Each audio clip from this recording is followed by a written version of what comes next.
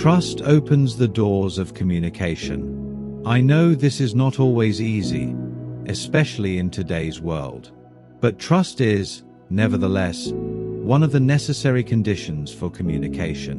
When we trust others, we let them into our universe. We tell them, yes, they can come in, and yes, they are welcome. We tell them we are happy to have them with us, and yes, we want them to stay. What are we worried about when we can't trust? What is the feeling in our hearts? What do you think that feeling is? Are we worried that the other will damage something in us? Is that it? Sometimes we have to take a risk. Sometimes we have to take a risk in order to realize our hopes and dreams. What is the worst thing that can happen when we let someone into our inner selves? They may not understand us, or they might not be thrilled with what they find. They might even reject us and decide that we're not as good or lovely as we would like to be. What happens then? We find ourselves alone again. We may also feel rejected and unloved. That is true, and that is painful, I know. However, if you and I know beyond all doubt that we have each other, who can harm us? We become very stable when we know that we are always here for each other. Why is it that way? Why did I create it so that my solid connection with you would allow you to feel free and for us to trust each other? What do you think? I created things this way so that we could all be interconnected to each other and that no one could just float away and be all alone. This is the very reason for the creation of the family. The family is the way to secure and stabilize all relationships. And above all, the most valuable and most desired of all, the love relationship.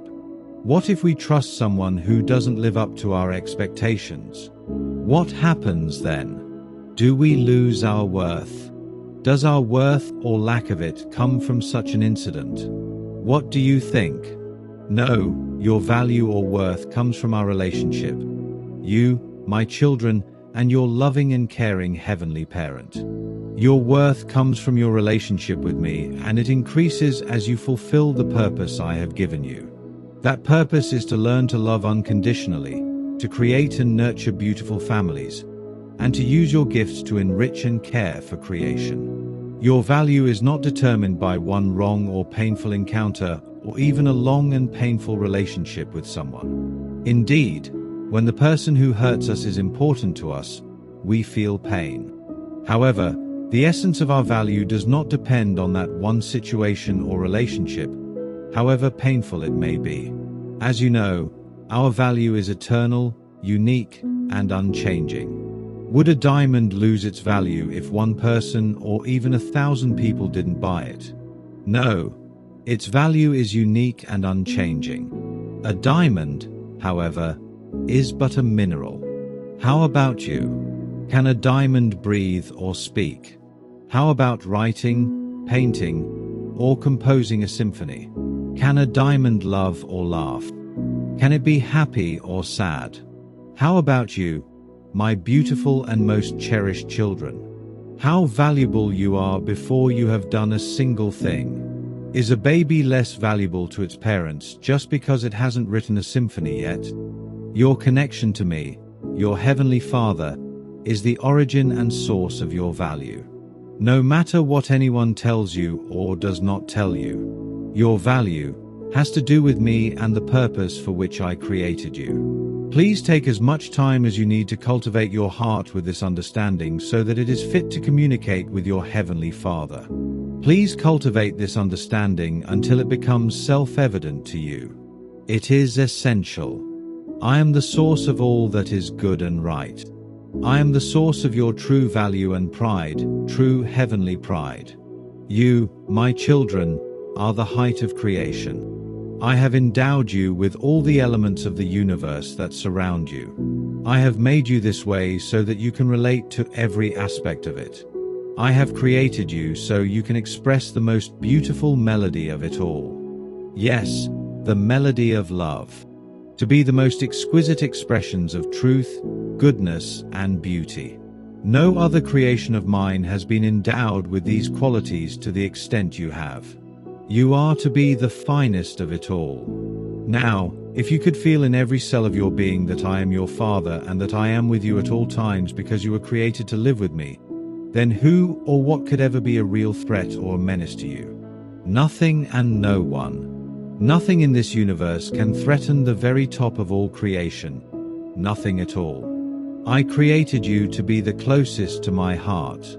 What else can compare to that position? Absolutely nothing. The more you cultivate the inner union with your source and creator, the more assured you will be and the safer you will feel. Everything has been made for you to be in your rightful place. Now you have to walk the rest of the way. How difficult can that be? Everything in the universe is here to assist those of my children who wish to connect with their Heavenly Father. Everything is at your disposal. If you set your heart on the right goal and your mind is truly determined, nothing in this world can stop you from attaining it. And if, at the same time, you help, encourage and lift each other up, then the road will be even shorter and the journey more enjoyable. Indeed, hard work will be called for, but hard work brings the taste of victory and fulfillment. The sense of accomplishment and success often comes with investment. So, let's do it together. Let's help each other, march side by side, and move on together as one. No one will be left behind. Your Heavenly Father will welcome all His children. No one will be missing. This was your Heavenly Father's ideal in the beginning, and this is His goal forever. God's determination is absolute, and so is His purpose and goal. Therefore, the realization of His purpose is also absolute. It's only a matter of time. So, wouldn't you like to get started right away?